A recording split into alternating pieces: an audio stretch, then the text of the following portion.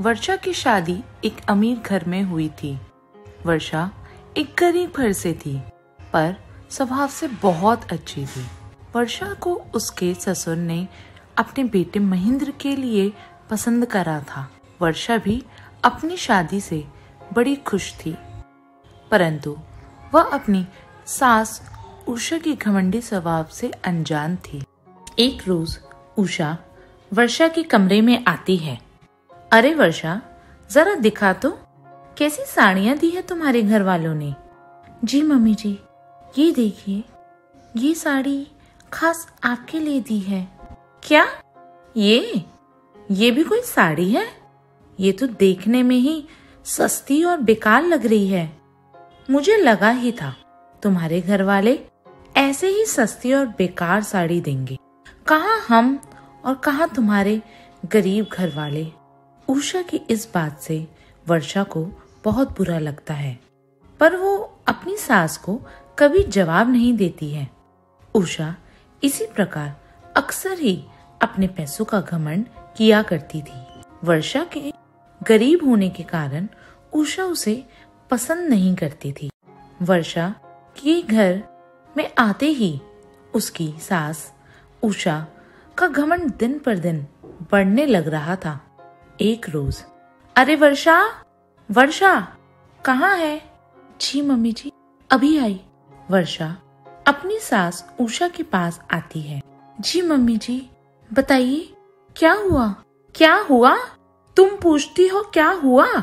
तुम्हें नहीं पता? मुझे बताओ, ये सब क्या है? ये प्रेस की तार कैसे जली हुई है? 3 दिन बाद मेरा जन्मदिन है। अब बताओ, मैं जन्मदिन में अपनी मनपसंदा साड़ी कैसे पहनूंगी? प्रेस की तार तो जल गई है। मम्मी जी, मैं वो सुबह महेंद्र जी के कपड़े पर प्रेस कर रही थी और पता नहीं कैसे ये प्लग जल गया, जिस वजह से तार भी जल गई है। शायद ये प्रेस मेरे इस्तेमाल करने से पहले ही खराब था। चली गई चुपचाप। मैंने तो इसको पहले ही मना करा था कि गरीब घर की लड़की मत लाओ। अब देखो, घर का सारा सामान खराब करती फिरती है। उषा के ऐसे कहते ही उसका बेटा महेंद्र भी अपने काम से वापस घर को आता है। क्या हुआ माँ, तुम इतने गुस्से में क्यों लग रही हो? क्या बताऊं बेटा, आज तो बहू ने इतनी महंगी प्रेस ही खराब कर दी। अब मैं 3 दिन बाद अपने जन्मदिन पर अपनी पसंदीदा साड़ी कैसे पहनूंगी? क्या? नहीं माँ, ये उषा की गलती से नहीं, ये मुझसे हुआ है। मैं प्रेस का प्लग बटन बंद कर रहा था कि तभी लाइट के झटके के कारण प्रेस की वायर जल गई। इससे वर्षा की कोई गलती नहीं है और इसमें इतना गुस्सा होने वाली क्या बात है? माँ, मैं वायर को ठीक करा लाऊंगा। आज शाम को ही जाता हूँ बाजार, ठीक करा लाता हूँ। हाँ, ठीक है। माँ, वो कल मुझे और पिताजी को काम से बाहर जाना है। हम 3 दिन बाद फिर आपके जन्मदिन पे ही वापस आ जाएंगे। अच्छा, ठीक है। मैं जरा रसोई से होकर आती हूँ। उषा रसोई की तरफ जाने लगती है और महेंद्र वर्षा के बारे में सोचने लगता है। पता नहीं माँ ने क्या क्या कह दिया होगा। वर्षा को एक बार देख आता हूँ, पता नहीं क्या सोच रही होगी वो।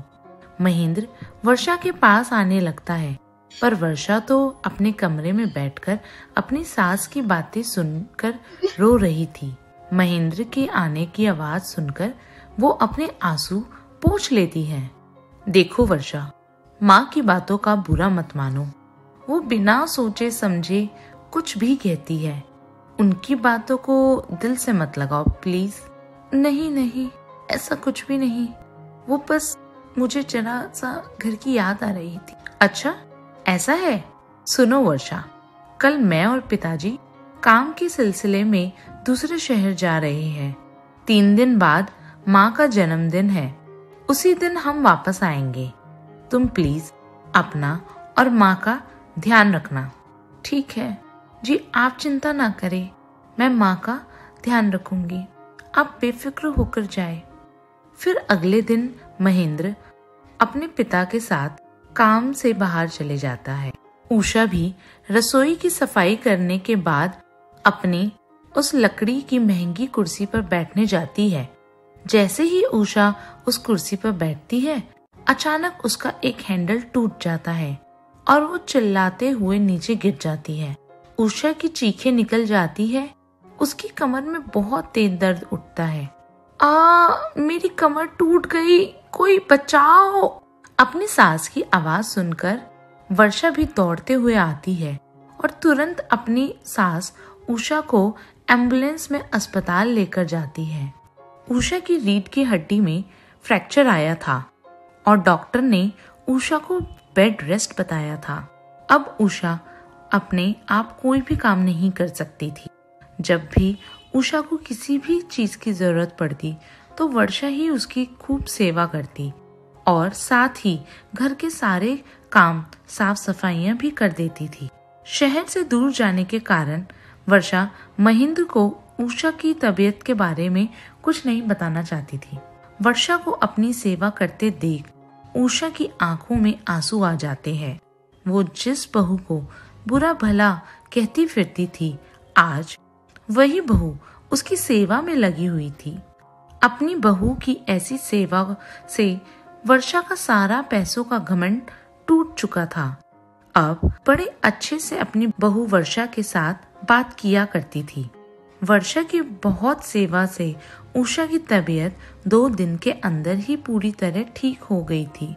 अगली सुबह अपनी माँ उषा के जन्मदिन के लिए महेंद्र सुबह सुबह ही अपने पिता के साथ उषा के लिए केक लेकर आता है। महेंद्र के घर आते ही उषा उसको वर्षा के बारे में सारी बातें बताती है कि कैसे उसने दिन रात उसकी सेवा की। महेंद्र और उसके पिता भी ये सारी बातें सुनकर बहुत खुश होते हैं और फिर उषा अपनी बहू वर्षा के साथ मिलकर केक काटती है और सबके साथ मिलकर अपना जन्मदिन बहुत अच्छे से बनाती। तो ये थी हमारी आज की कहानी।